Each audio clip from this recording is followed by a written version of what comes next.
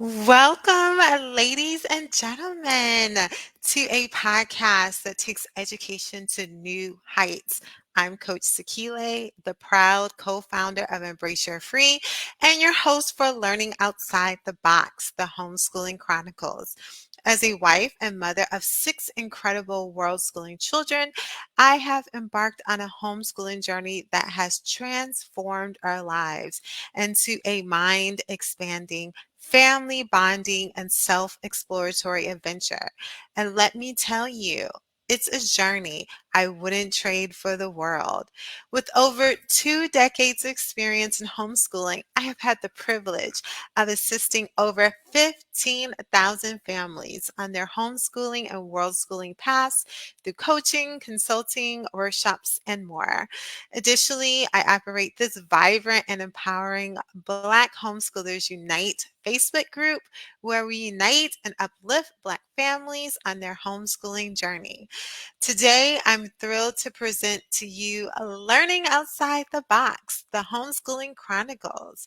So, if you're a Black family who's curious about homeschooling or simply want to learn from experienced homeschoolers who are doing amazing things, then you've come to the right place. Because here we celebrate the diversity and creativity of Black homeschoolers, and we showcase a variety of different stories from homeschooling families who have found their own unique path to success.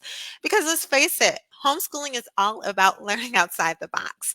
There's no one size fits all approach to educating your children, and we're here to prove it. Through our interviews and conversations, we aim to answer your burning questions about homeschooling and provide you with the inspiration and ideas to make your own homeschooling journey a success. So, together, we're going to learn and grow together and discover endless possibilities of homeschooling outside the box. So, without further ado, let's give a warm welcome to Empress Ayana, a homeschooling mom of five who has fearlessly transitioned from racism and discrimination of public schooling to the boundless possibilities, flexibility, and naturally advanced learning of homeschooling. She has created a rich learning environment for her children while escaping the prison to pipeline systematic discrimination that is embedded in this modern educational system. So let's give Empress Ayana a warm applause. Welcome, welcome. Take Thank you. two. Right. Oh my goodness. So it is so awesome to have you here today. Let me make sure that we are being seen on the Facebook because what the heck tech. There we are. I see us. We are here. Awesome. So good stuff. So happy to have you. So tell me a little bit. We know that you are an amazing mother of five. So can you tell me what are the ages of your children? Yes. My oldest is 28. And then I have a 28-year-old son. I have a 26-year-old son. I have a 22-year-old daughter and an 18-year-old son. And then I have my 4-year-old daughter as well. Oh my goodness. Yes. Wow. You like literally started over. Yeah. With your Yeah, 4-year-old, that's new 15 years. experiences. We talked Yeah, about a little bit like how, it's Mario. wow, that is absolutely amazing. Yeah. Yeah. So I really want to just jump in here because we started a little late, but life happens. We have to, and I don't want to take too much of your time. But I really want to talk about what inspired you to start this amazing journey of homeschooling, a journey that many have not taken since it's only about 2.5% of the US population is actually homeschooling. So I would love to learn all about what inspired you. And I also want to hear about the prison to or the school to prison pipeline. Mhm. We discussed that a little bit, how that was one of your motivating factors. So Yes. all So, ears. yeah, okay. So how I There you are. started, can you hear me okay? It's like breaking up a little Yes, bit. I I don't can know if hear it's you my now. internet or I mean, it could be me. It looks like I have an all right signal, but yeah, so the way that I got started with homeschooling was three of my children, well, four of my children, they went through the typical traditional schooling, right? And then once I looked at and compared it to my own schooling experience, and the differences between what schools look like now and what they look like, when I was going through school, it's just a very vast difference, right, in the quality of the education that the children are receiving.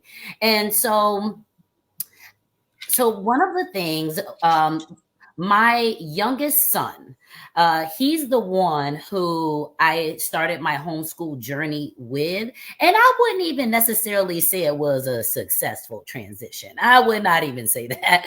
I would just say it was something that I felt like I needed to do based off of the things that I was experiencing, because I've always been a very hands on parent when it comes to my children's education and all these things, right? They wanted to give him an IEP. They wanted to put him in special education and all these things. And, okay, fine, that's fine. However, nothing was really satisfying his need on an educational level, on a social emotional level, just on all the levels. It just was not coming together. And I was getting so frustrated with the experience. For example, one of the things that I really could not tolerate is that, being that my son was in a special education class, they put him in this like really small room, right? And it's like one window, not much, ventilation happening. They're like off in a corner. And I just I couldn't get with it, right? Like it just was something within my spirit that was saying that this is not right, right? And this is in addition to a lot of advocating I had to even do for my other children, my other boys, right? For example, one of the things that I had to, advocate for one time was one of my children, one of my sons had in school suspension. And for the in school suspension, they wanted to tell him that he could only have access to certain food choices, right? For his lunch, it was like, oh, you could have a peanut butter and jelly sandwich or a bologna sandwich or something like that. So they wanted to minimize his options. And so I had to step in and say, hey, what is this that you feel like you have the authority to make a choice about his nutritional, choices, right? And so there was that, and then other things that I had to deal with as it related to the school system. But that's just an example. But when it came to my youngest son, when it came to that classroom, when it came to having to attend those meetings and seeing the camaraderie between the educators and the people that worked for the school district, and how educators are basically like, they are trying to survive in these environments, and Mm, a lot of them yeah. don't want to go against the people that sign their checks, right? The people who have the authority to basically, say like, hey,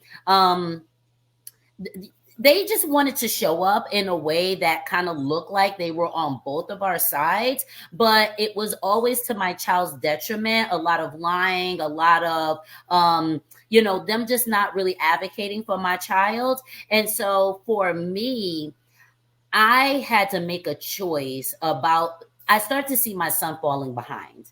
And well, he had been back Mm, for a while, right? Because I'm going to these meetings, I'm trying to figure out what we need to do. They're trying to deal with the behavioral issues and things like that, right? And so, and I can understand what some of their concerns may have been, what some of the challenges, are as an educator, just dealing with a lot of different personalities. So, I was very compassionate and sympathetic as it, related to that. However, he wasn't getting what he was needed, and he was falling behind. And so I felt kind of like pressured Mhm.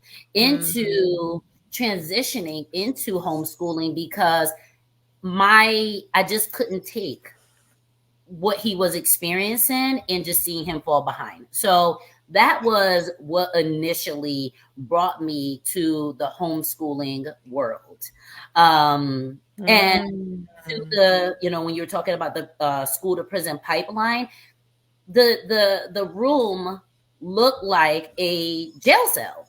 It looked like a jail cell just without the bar. Mm. It really did. The way that the staff treated them, they knew that people would not believe these children. My son had told me about how one of his classmates had gotten slapped by a teacher and nobody believed them. Nobody believed them. And I Mm. just want encourage parents to believe your children. I know that sometimes children do have behavioral issues and a lot of different things going on, but a lot of times they're telling you the truth and they're being honest about their experiences. And these educators and these people know that if you have a child that has behavioral issues or cognitive issues, that the likelihood of you believing them is low, over Mm. somebody that is hired to basically, care for them and things like that. The So professional, right.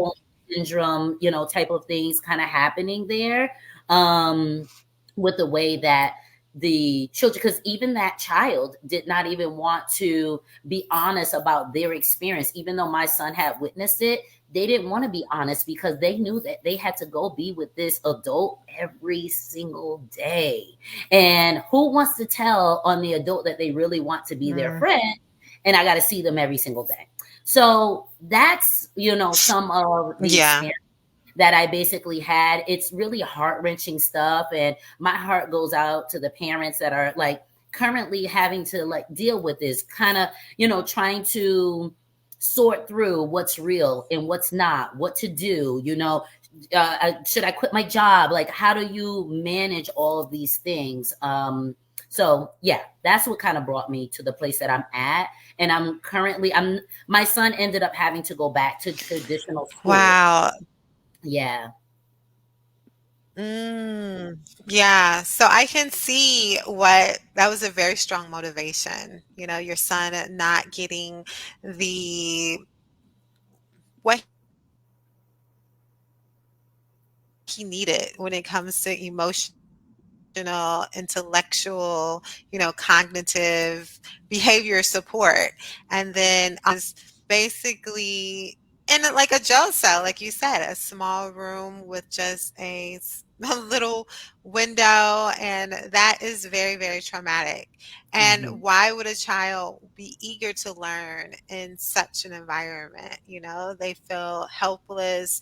They feel as if they don't have anyone that cares. There's no one advocating for him or the other children. So it's such a blessing that your son had you as a mother, as an advocate, really fighting for his needs. Because, of course, a lot of times when in my generation, growing up, it was like believe what the teacher said.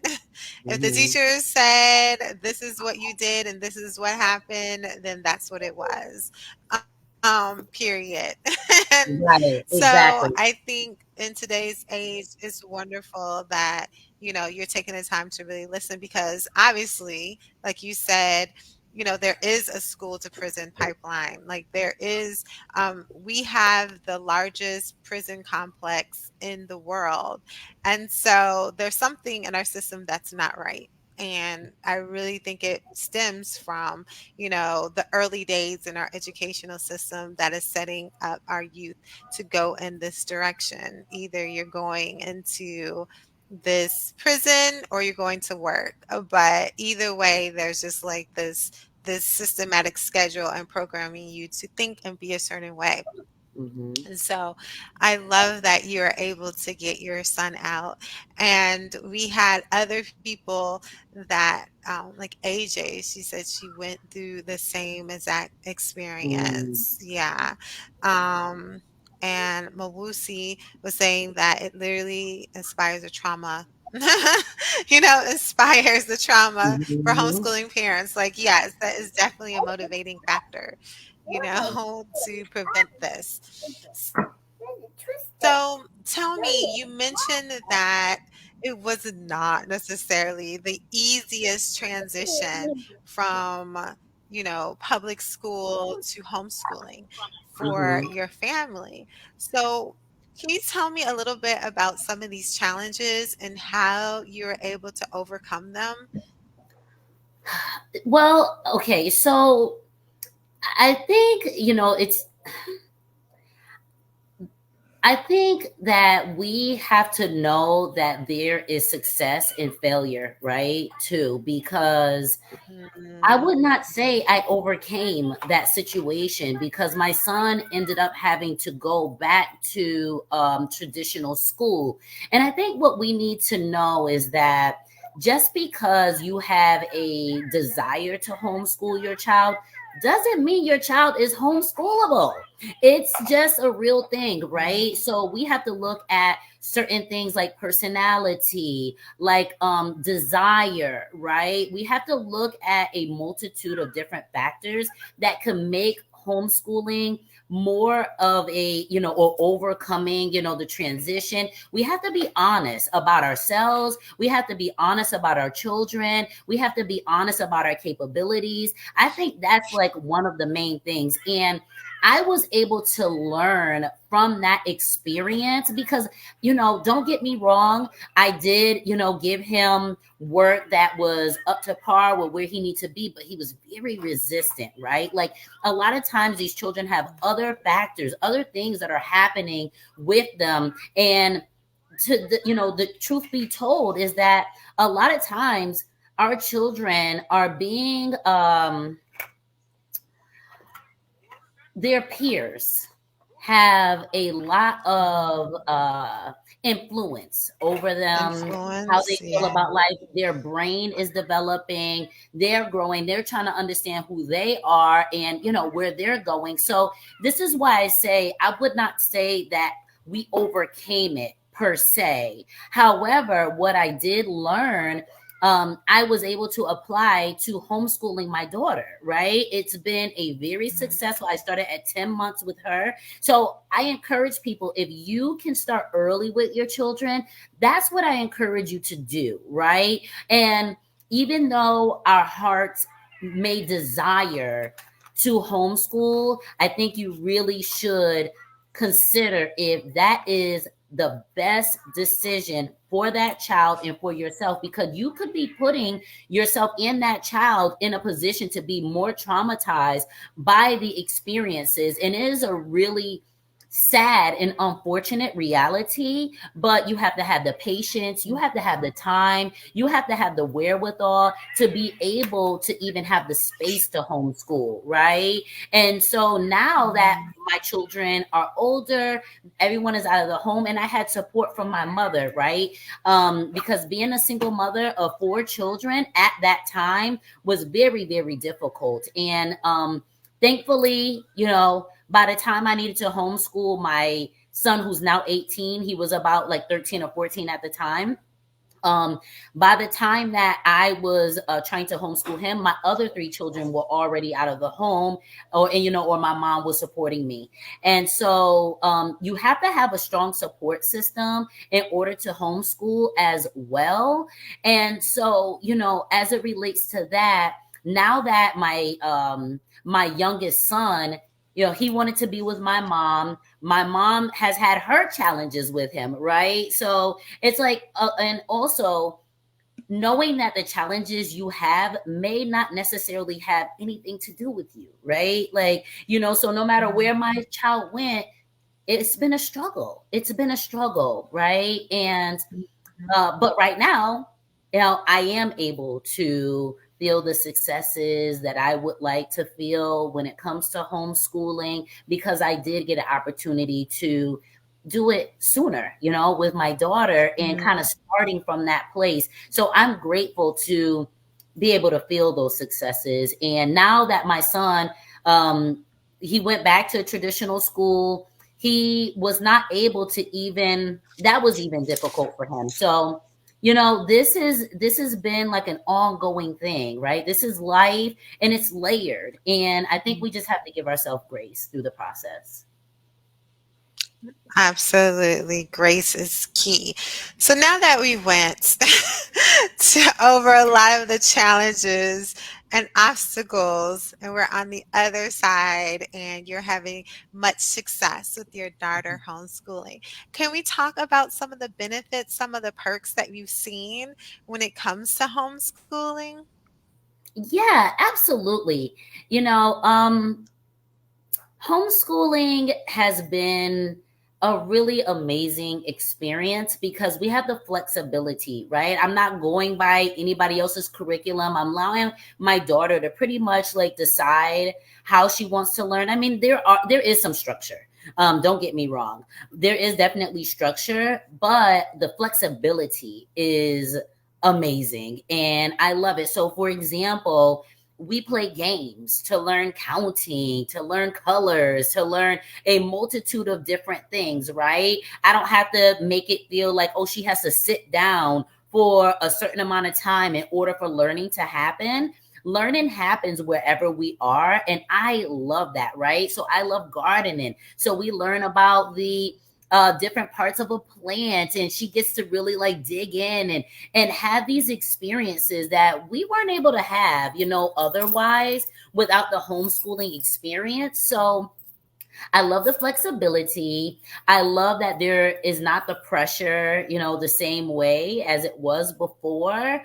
And that I can create my own curriculum, right? We don't have to follow anything in particular. So I love that part of it. And also the relationship building. So we're building trust, we're building our relationship. She's really being able to be confident in herself with her abilities. And so I really do enjoy seeing her be so happy and vibrant as a child. Oh, that's amazing. And that's what it's all about. I think it is one of the major benefits of homeschooling, having that flexibility to be able to educate your children in a way that really cultivates their unique genius. Like you said, knowing their personality, knowing their learning style, how much time do you have, doing it based on the resources that you have and the support that you're able to create to do it. So each child, each family will homeschool different. And it's amazing to be able to have that flexibility to figure that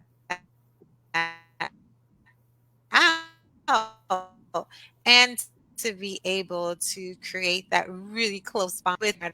Now, we talked about it a little bit, but you mentioned wanting to dive in a little bit deeper about the difference of educating and raising a son versus a daughter. Do you want to talk about that a little bit? Yeah. Well, I think that if we look at social media and things like that, there's a lot of conversation going on, right, about relationships. There's just like there's a lot of tension, right, between male, female, women, men. It's like a lot of tension kind of happening, right? And it's forcing us to kind of like look at relationships, look at the different dynamics of how we kind of got here to this place, right? And I believe that this world and the way that we approach education, rearing boys and girls, that we are not like we need a do-over, like we really need to take a step back and look at what's best, right? So when we look at boys, for example, and we look at their emotional vocabulary, when we look at what they need in order to like learn, right? Maybe they might need movement and they need other ways to be engaged when they're being forced to sit all day. We're not really teaching the children about who they are, right? What makes us who we are, and empowering boys to have an emotional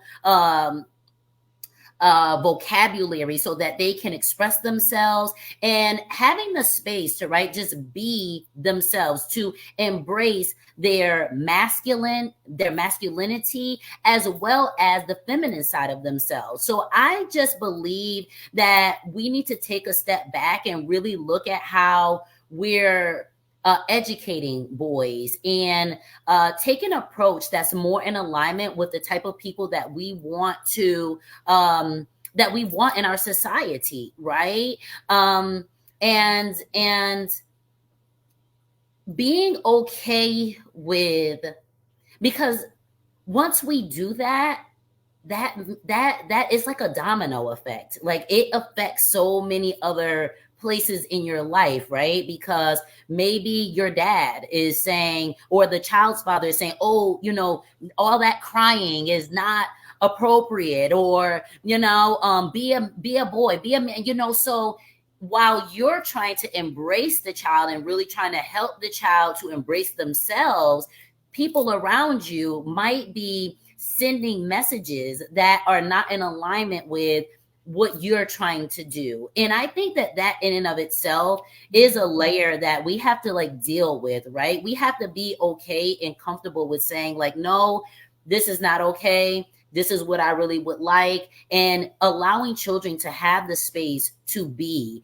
I believe that boys and girls should learn separately because they need different things, especially early on. And I believe that when it comes to relationships and different things like that, that we are grooming children to an extent sooner than what needs to happen, and that their focus should be on learning self first and foremost. And that does not happen before they're already coming together with the opposite sex. And so I just believe that girls need something different than what boys need, and that the focus stops being on education and it becomes about other things because of the way that we're approaching it.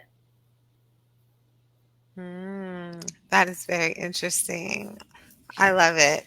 So, tell me a little bit about like your homeschooling approach with your daughter right now. You mentioned the things you mentioned sound very similar to unschooling, where it's basically more self-directed by your daughter, and you guys are doing things that you love, like working in the garden, but also working in the garden, you're learning botany and Hmm. biology and different aspects of science. Yeah, so I allow, okay, so typically I kind of have an idea of what I might do with my daughter. Or, well, how about this? I provide her with a lot of options. She has lots of options. So we have workbooks on math, on all the things, all Mm. the things. And she loves science. So she gets to decide basically what we're going to do that day. And I say, get your workbook, and I allow her to choose what we're going to do in the workbook. Oh, we're going to work, but she gets to choose what that work Nice. looks like, right? Because it doesn't matter to me I love where we it. are. She loves to read, and so I let her choose the books she wants to read. I have books that are, for toddlers. I have books for her that are for older children. Like we have one that has 100 African Americans in there that have like basically shaped America or the world in some way. And from a like for the longest, she'll just go in there and she'll choose who she wants to hear a story about. And I'll read her the story about that particular black person. So ours is very black centered. And I mean, she watches cartoons that have, white and other, I even put a lot of Spanish speaking things on for her. I put Mandarin. I just pretty much throw all types of things, out there. And, it's just to enrich Very the eclectic. experience. Yeah, very eclectic. Like we're all over. We have a little bit of everything, but she's already writing her name, and so we just do all the things, and I think it like takes the pressure from off of me. More recently, though, I did include a class that she has 3 days a week, Yeah. Monday, Tuesday, and Wednesday, and she does that for an hour. So that takes some of the pressure from off of me because now we're doing homework that's related to her classwork, that's related to things that we've already done. She's already in the kindergarten class and she just turned 4. So, and she keeps up with the rest of the children. So I think also knowing that your children are capable, like don't minimize their abilities and let them know that they're capable, like maybe we might have our own stuff, we might have our own hangups because maybe this is our first experience, but I think that you have to let the child build confidence in allowing for them to lead in some ways in their education and their learning.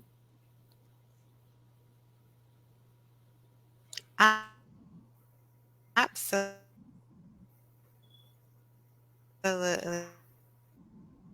I totally agree with that. When children take ownership, they love. It's like, I want to do this because I'm interested. And so I think that's a great approach.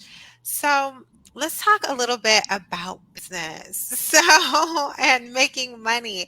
So, as a homeschooling parent, you still have to like make an income. So, how do you go about, homeschooling and also creating an income for your family? Yeah, and I just want to say really quickly is some of the other ways that I enrich her is we go to the library, we do things there. We go to the science museum, we go to the aquarium, there's just like a plethora of different things that we do. Now, as far as, making money, Yeah. um, I'm grateful that, her father takes good care of her, so that definitely helps. But I do run my own business, Onyx Restorative Justice. And because I am running my own business, I am able to make my own hours, right? I'm able to kind of figure out what works for me. I could set appointments that don't interfere with my daughter's education. And so that is very helpful. But Honest Restorative Justice is a lifestyle elevation business. And basically, I support Black women entrepreneurs. So whether you are new, established, or you're like thinking about it, I help Black women who are high achievers get their business started. So I do marketing, branding, graphic design, and I've also have a background in administrative support, so about 20 years. So I help them also create systems that help their business to operate efficiently and effectively as well. I also curate safe spaces for Black women entrepreneurs. So, for example, right now I have a group on Alignable, which is a business platform. It's not social media. So if you are interested in adding another platform that is not social media, but you can still engage and network with people, I do have the Black Women's Entrepreneurial Collective on there, which is a group. We have about 1,300 members in there so far. So we offer resources to our women. We do workshops, we do meet and greets, we do masterminds. Like we do all the things. And I always bring a vibe, right? It's always about the vibe. And the vibe is very welcoming. It's very Black. Okay. It's very Black. We play music. Not that Black is a monolith, like I know, and all that, but just being people of the sun, right? We like music, a lot of us, and just a nice vibe. And that's what we create. So before our meetings, we have a little music and things like that. But I work with women from various backgrounds. I work with, for example, one of my clients is a retired Navy veteran, right? Who's transitioning into becoming a public speaker. So I'm getting her all set on, the side of things that I do when it comes to the marketing and designing for her, making sure her website is in order, all those kind of things, her systems, her contracts, all those things. I work with doctors. I even work with youth entrepreneurs as well, creating marketing packages for them and helping them get their businesses up and running. So if you're a parent that also has a child that is interested in being an entrepreneur, I support those families as well. That is amazing. I love it. So, if we would like to find more about your resources, your services, we want to get in contact with you, how will we go about doing that? The best way is to email me and, just send me a little message. So my email is, thank you so much for putting that up there on the screen, Onyx Restorative Justice at gmail.com. I do have a page on Facebook named just the same, Onyx Restorative Justice. And once this interview is complete, I will also go underneath in the comments section and put my link if anybody is interested in a free consultation. Maybe you do want to start a business. Maybe you're just tired of that corporation you work for or that business you work for, and you really just want to step out. Like, I support women who want to step outside of the box and really just create a nice, unique vision that is in alignment with their authentic selves. So, and that makes money, as well, because we got to make money. But there's so much money in just being yourself. So, and so much room for that. So I just want for people to also know you can be yourself, be an entrepreneur, and make lots of money doing it. So, where else can they reach me?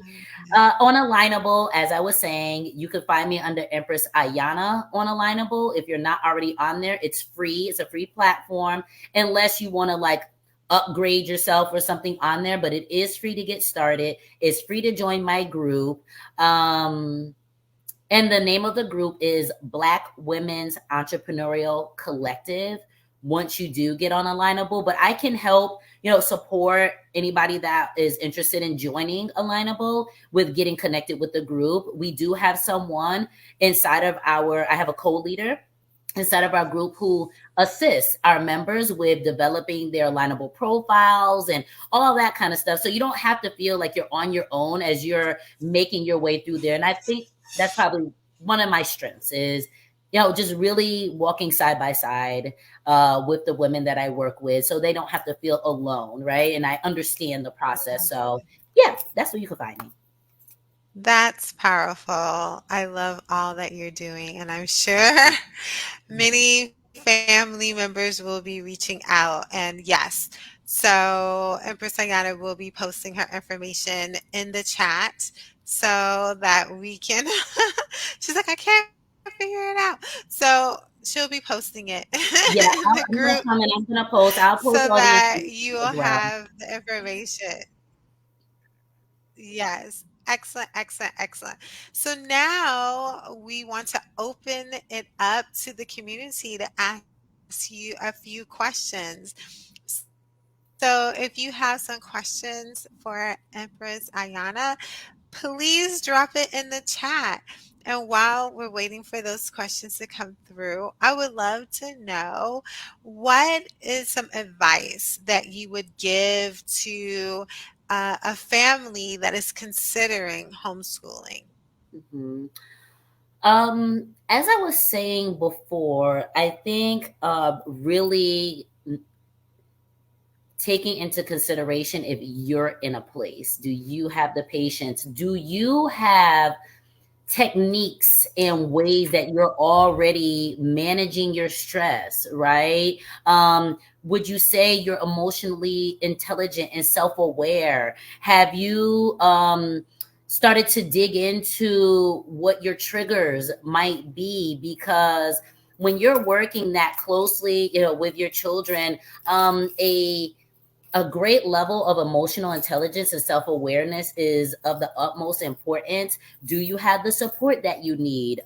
Do you have the finances that you need? Not that it costs a whole lot to homeschool. I'm not saying that. As a matter of fact, it might be the cheapest way to actually, educate your child and everything. But what does your support system look like, right? Do you feel like your child is in a good place to absorb what you would like for them, like to teach them? Do you get along with your child? I mean, these things are really important. I just think that we just assume that, oh, because this is my child and they came through me, that means we, are on the same page about things, or that our personalities mesh. Our personalities sometimes don't mesh. I try to tell people all the time, your children come through you. They do not belong to you. They belong to the world. So just be honest and real with yourself about if it's going to be a good fit for your family. Do you have it? Will your partner do things that will go against what you're trying to accomplish, or will they be supporting you? Your family members, those who are like in your immediate circle, are you in a position, in a place where you're willing to remove people from your life that are not in alignment with what you're looking to achieve? Are you ready? Are you really ready? Because it really comes down to that. So just having that fortitude and the self-awareness and the emotional intelligence to be able to create the space that is needed for that to even come to play.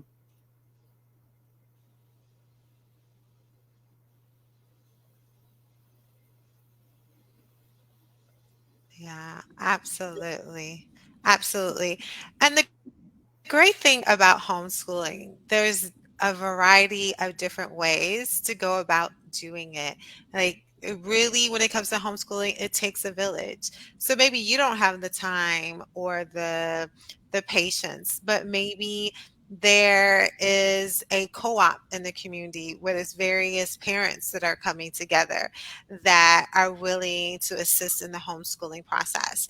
And all you have to do is maybe your thing is cooking and you provide the lunches. It's like, okay, teaching is not my thing, but I can, make nutritious meals for the co-op. So I think that each one of us has skills. And if it comes to homeschooling, it doesn't always have to take place at home. It doesn't always have to be you. you know, Yeah. I know many people whose children are homeschooled and it's not by them, right? Because they're just like, That's so true. I have to work, and it's not. Yeah, and so maybe they'll volunteer, like, I'm good at coding, so I'm going to, teach coding to these children for 1 hour 3 times a week. And Mhm. then the other parents can do everything else. So, or maybe you are the type of person that is just like, I'm gonna do it all. So you have to, like you said, you have to know yourself. You need to know your Mhm. child's personality. Are you a good team? What resources, what community can you bring into your life so that you Mhm. can have a successful homeschooling experience if this is something that you truly desire? I believe where there's a will, there is a way. But sometimes you have to think outside the box. You can't just think, I'm going to replicate the school in my classroom and I'm going to be the main teacher. That might not work for you. It probably doesn't work for most parents. so, Yeah, you're so right. so That's true absolute. too. I agree with you because, I'm doing it myself, Yeah, yeah. so I'm speaking from my perspective, but you're absolutely right. Somebody else could be responsible for the care, I mean, for the education of the child. Maybe it's not you. Maybe you can afford to have someone else, or, or you have a community, like you say. I'm still working on trying to get a community as it relates to homeschooling. So I'm hoping that, this podcast also opens me up to more people, more families that are doing what I'm doing, right? And so that's what this is all about, is the connecting and networking and seeing who else in your environment can support you. So you're absolutely right. Yeah, absolutely. And that's the thing. Homeschooling is a forever developing, changing process, just like Mhm. parenthood. The Mhm. way that you parent with your first child may be completely different than the way parent your next child or three children later, or when they're babies versus when they're, Mhm. teenagers. It changes and it grows with you and your children. So at different times you have different needs. So it's something that you constantly have to assess. Mhm. What are your needs? Where are our goals? Where are we going? And really check in, and having a community to support really, really does help. So Mhm. that's what we're here for. Black homeschoolers unite to support you. And now Miss Tracy Brown said, should I stop pushing my son to give in to the homeschooling journey? He hates it, mostly because of the socialization aspect. And our neighborhood schools are horrible. That's a hard one. So, yeah, that You can know, be yeah, I yeah. would never tell somebody what to do or what not to do. I just think that's a lot. However, I think you should listen to your child because um, it could impact your relationship with your child. And I think it's just unfortunate. I feel for us. Like, I just really feel my heart really goes out to parents because we want to see our children not just educated, but educated well, right? And having all the things and knowing that we can't just ourselves go and give it to them, like it just doesn't work that way. So, Tracy, my heart goes out to you. I would say that you have to consider, what the challenges, like, what the benefits versus, do you want to not have a good relationship? Like, okay, so if you force him to do it and then now he's being resistant to you, is that where you want to be, right? However, maybe there might be groups or other ways for him to be able to socialize. So, I would look at what other people are doing. Are there any homeschooling communities in your area? Because, like, for example, in Connecticut, I'm in Connecticut, and I know this sister who, she has a son who's a teenager. They do proms, they do all the things, right? And it's a mixture of children that are being homeschooled, but they still have that experience that kind of feels, it has some traditional elements to it. So I would see what other homeschooling environments exist in your area or neighboring area.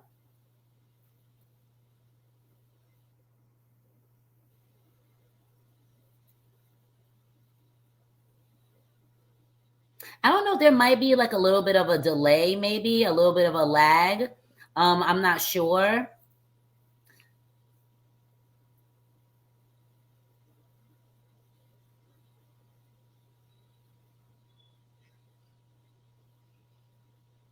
It's a little bit lag. Okay, yeah, it must be. Okay. Yes.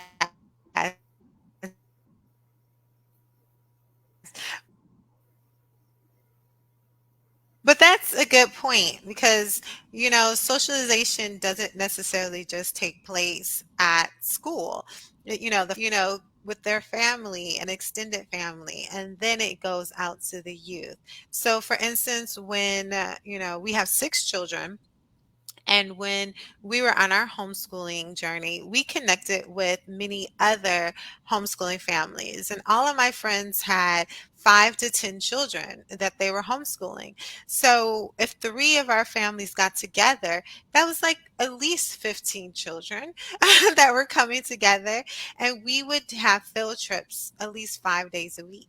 And I would invite my network, and they would come to the museums, or we would go to the Joffrey Ballet, or we would go to, the planetarium, and we would do that with the group. So our children never felt like there weren't children around. And because, my my friends that were also homeschooling had children of different age. They always had children within either their age or within a couple years above or under. So it would always be a variety of children that they could befriend. And then after we would do our field trip, then it was, swimming class, gymnastics, basketball, football, photography class, cooking class, volunteering, internships, coding classes. And these are with other, homeschooling children, public school children, private school children. So these were after school programs that were open to everyone. Of course, there was a fee, but it wasn't very much. And our children were able to interact with all different types of children for 3 hours taking those classes. So our children never felt like there was a lack of children around. So it's a matter of creating those spaces and being intentional. So me as a Mhm. parent, I'm very, what my children would say, I'm very a recluse. I'm kind of antisocial. So I knew that even though I'm antisocial, my children may not be. So, making those connections, those relationships, so that my children would be able to have the socialization with children, young children, school age children, high school children, adults, elders, with a variety of different people. So they learned how to not just interact with people their exact age, which school kind of does, that this is a new phenomenon, because back in the day, there would be a classroom or a schoolhouse where it was all the ages together. So children could advance at different rates because they were around different age children, and they tend to mature a lot faster because they're watching the older children learn and they're listening to their science and math lessons. So yeah, I was so gonna say there's a really quick way to to add. socialize. You just have to be intentional. Go ahead. Yeah, I was gonna add something to what you were saying, and like maybe invite a couple of Yeah. his friends along, right? Like invite a couple of his friends along for certain things that you might be doing, or just incorporate that like regularly, taking them out maybe for a meal or to do something. And as you were saying, there are still lots of activities that allow them to socialize, like you say, the extracurriculars like football. You don't always have to be a part of a school team in order to engage in football and soccer and all the different things, martial arts, right? There's so many ways to make sure that that socialization continues to happen. Community centers, all the different things. And so I would get the child's feedback into what they need. I think having open conversations is really, really important, especially when they're that age. And letting them make and feel a part of the process as opposed to being told that this is what it's going to be. Absolutely. I agree. And we had someone saying, I definitely want to create a space for teens. My youngest has tons of options, but he's 17 and there's nothing that I can find. So yeah, like at 17, this is a great time to do the dual enrollment so they can be, getting college credits at a local community college or university. So then they get that experience, if they want to go to college or not, but they can actually experience older people that are also their age. Internships at 17, that's something that's great. That's what my 17-year-old is doing. He's on a football team, he's doing internships, he's volunteering at a farm. So there's different activities where he's around other young people so he doesn't feel so left out. So yeah, like Brianna says, check your local resources to see what you can find. And like you said, bring friends along. Maybe they can't do it during the daytime hours, and maybe Mm-hmm. after school or on the weekends, Mm-hmm. like you're saying. So it doesn't mean that you can't continue having those relationships that you had when you're in school. So these are all great, great points. That's amazing. So before we we leave out, we want to about your business before we go. Onyx Restorative Justice and where they can find you. Yes. And you want me to say it again or? Yes, one more time. Oh, okay. Yes. Honestly, Sort of Justice, a lifestyle elevation business. You can find us on Facebook under Onyx Restorative Justice, as you see it right there. You can also find us on Alignable under Onyx Restorative Justice or Empress Ayana. I'm on Google. I got a couple reviews on there. You know what I'm saying? All you need to know, I got 5 stars no matter where you find me. And my business, just know I it is love 5 stars. Okay. So I don't play when it comes to my business. So if y'all need somebody to help you start your business, hit me up. Okay. Thank you so much, Sekile. This was amazing. This is my first time having an interview like this, and I am in love the mood. it. Thank you so much. You're so welcome. And it was a joy. You were dropping all the nuggets. I don't know if you guys could see me, but during the call, I'm taking notes and notes. Yeah, and notes. So at least 6 pages of notes. So Wow. yeah, so if you see me looking down, I wasn't ignoring. I'm just taking notes because Love you were it. dropping all the gems. So, well, it was a joy and an honor. Stick around, family, because we have some amazing freebies for you. And we look forward to seeing you in the future. And again, thank you so much, Empress Ayana, for all your time, your wisdom, your energy, and your knowledge. Thank you. Take care. Thank you.